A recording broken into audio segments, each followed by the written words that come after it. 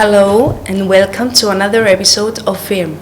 I am Athanasiou and today we are joined by a special guest, Mrs. Athanasiou, founder, lawyer and legal consultant of Athanasiou and Associates law firm.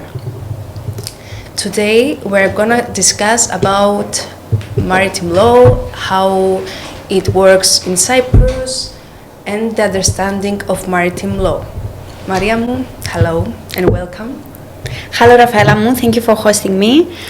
Thank you for joining us today. I'm so happy for having you here today. So before to start, I would like to ask you about your background, about your experience as a lawyer. Basically, I hold a bachelor's degree in law from the University of South Wales. Then I continue my study and I continue with master's degree in international commercial law from Cardiff University. And currently I'm pursuing my PhD in the law of the sea at the University of Nicosia. I'm trying to finish now my PhD. I'm at the final stage. Also, I'm the founder, as you said, of Athanasiou and Associates LLC, based here in Cyprus. And also, I have wrote I'm a co-author in 2 books regarding maritime law. And now we are publishing the 3rd one in the forthcoming months. And also, I'm a lecturer at the Cyprus Maritime Academy in maritime law and at the European University, again, in maritime law, focusing in maritime related issues. Also, I'm a trainer in Oman in the international training, in the International World Training Association, and we are training professionals regarding the oil and gas industry and maritime law. Good. Yeah. Now your practice area is especially in maritime law. Tell us about how maritime law was the plan all along. Yes, basically, maritime law has a long history back from the ancient times. So when trade and navigation were critical to the development of civilizations, so I chose to explore this field of maritime law because of my interest in the sea, in an international perspective and in national perspective. I believe that maritime law is an extremely important field, especially in law, covering many issues related with insurance, marine insurance, claims, salvage operations, environmental protection, trade, cargo, and this kind of stuff. So this basically was the idea. So it covers a variety of areas. Yes. That's good. That's so good. What courts have jurisdiction over Cyprus cases? Yeah, the court that has jurisdiction over Cyprus cases is the Admiralty Court of Cyprus. Basically, it handles every claim, arrest of vessels. But although we have the Admiralty Court covering all the cases regarding maritime law, we have the district and supreme courts can exercise jurisdiction in some circumstances, exceptional circumstances. Now, it is important to note that the number of shipping companies based in Cyprus has increased from 95 in the last decades to 320, as Mrs. Marina Hadjimanoli, Deputy Minister of Shipping, stated.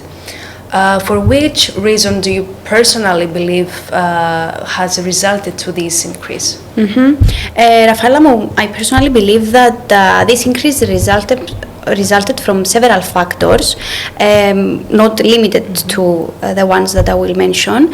I think the most important one was the favorable legal and regulatory environment that we have here in Cyprus.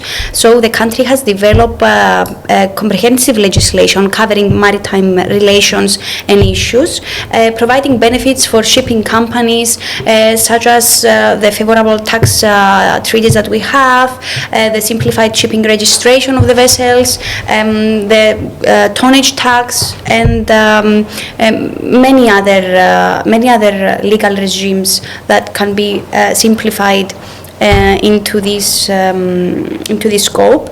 Of course, the efficient shipping registration process is very important between the ship owners and the shipping companies and the operators, as they are finding the process of registering their vessels in Cyprus so simplified and straightforward in respect to other countries.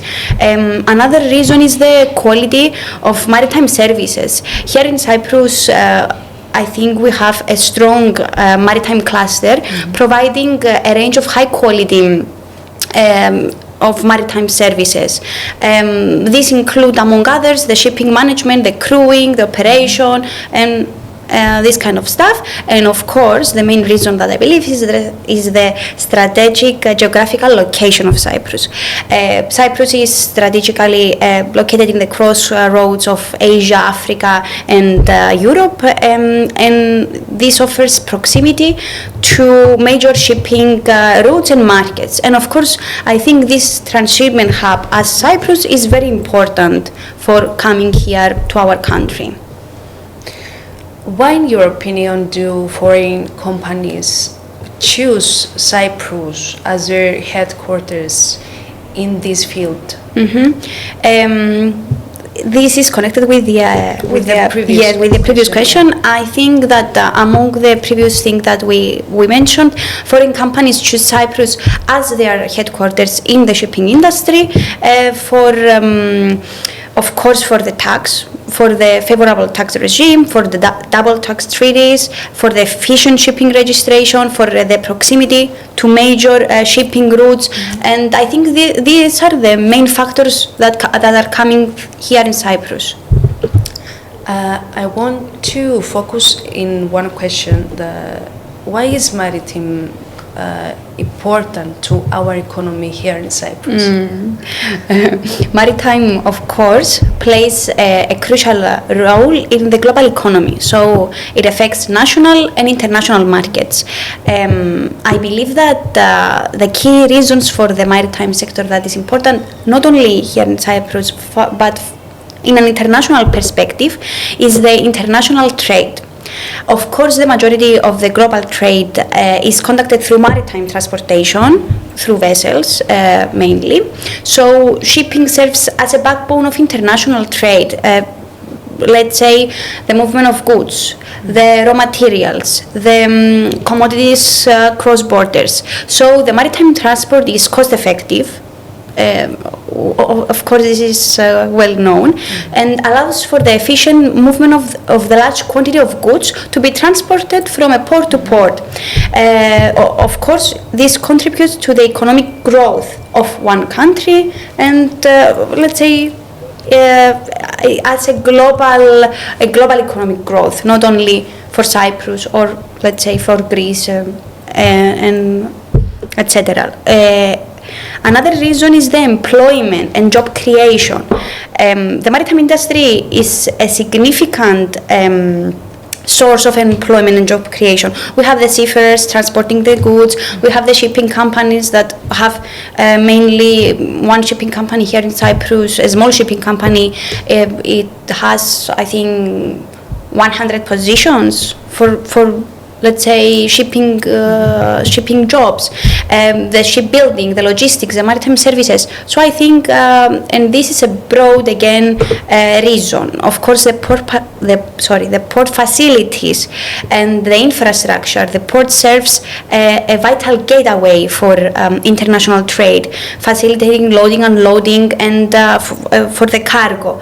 And another thing is the energy and natural resources, which in my opinion, maritime activities are closely linked to the exploitation of natural resources, to the extraction, the transportation of energy, offshore drilling,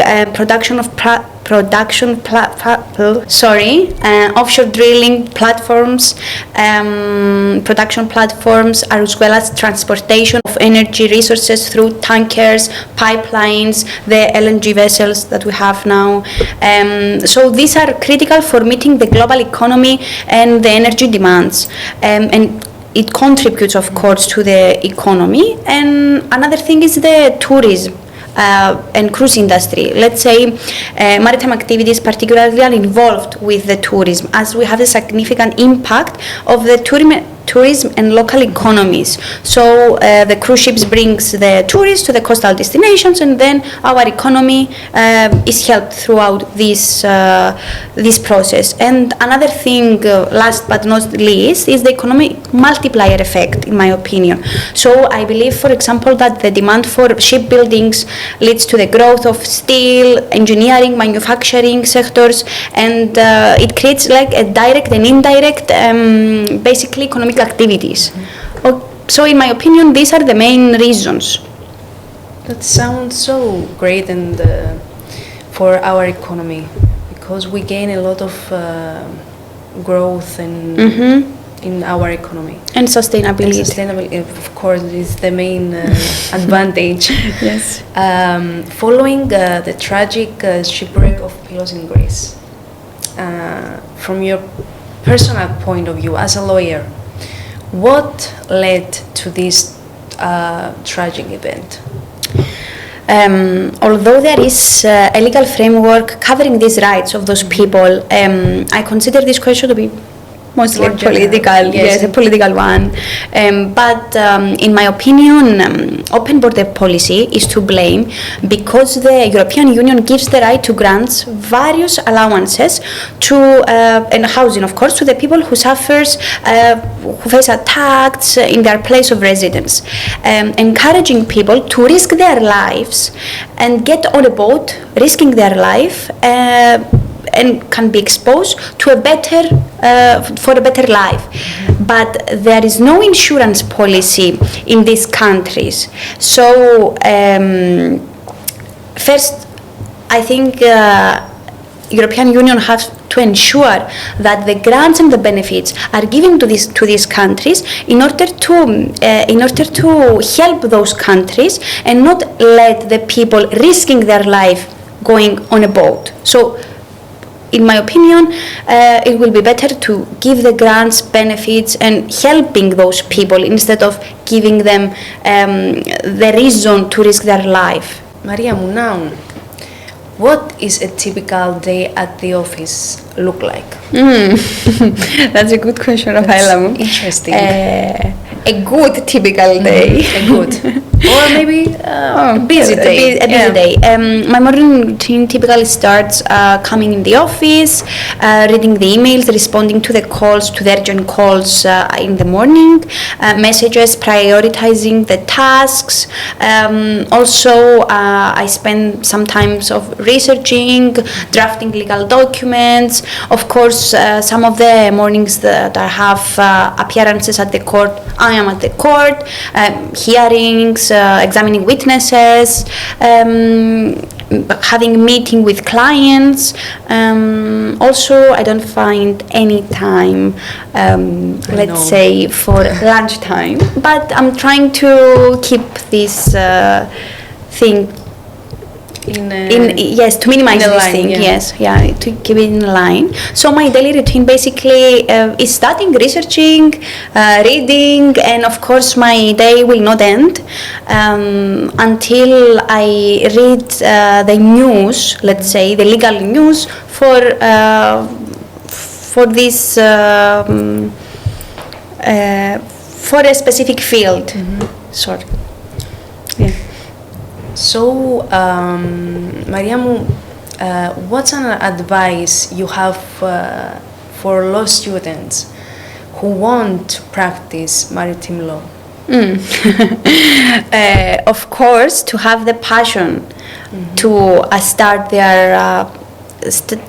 their career in maritime law, because if you don't have passion with anything you are doing, it will not end in goodwill, but one of the most important thing is to develop, research, and understand the maritime regulations and conventions, to seek internships in maritime profession, let's say in shipping companies, in law firms that are practicing maritime law, to join maritime associations like the Cyprus Marine Club and any other association related to maritime, the Young Ship, and these associations, to to stay updated on international conventions as well as the industry developments. Like we had the IMO 2020, now we will have the IMO 2030. So to keep being updated in the profession and to gain, of course, practical experience if they are willing to practice maritime law on ships or in the shipping industry in general, ports, and this facilitates. So Facilities, sorry. yeah. So in order to become a lawyer, you need to be updated and to have a passion. Yes, I think the most important thing is the passion. Yes.